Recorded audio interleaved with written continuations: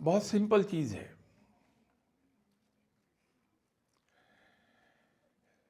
ہم علم حاصل کرتے ہیں اور علم حاصل کرنے کے نتیجے میں ہمیں عقل و دانش حاصل ہوتی ہے. علم ہمیں یہ سکھاتا ہے کہ کیا اچھا اور کیا برا، لیکن عقل ہمیں سکھاتی ہے کہ اچھوں میں کیا زیادہ اچھا.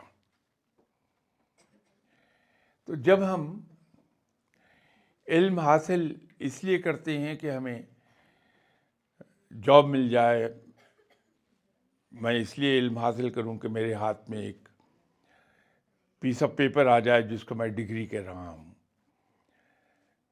اور اس کے ذریعے میں زندگی میں ترقی کے زینے طے کر لوں، تو وہ پھر علم نہیں ہوگا.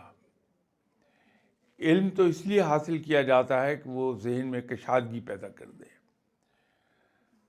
ہمارا مینٹل ہورائزن براڈن ہو جائے.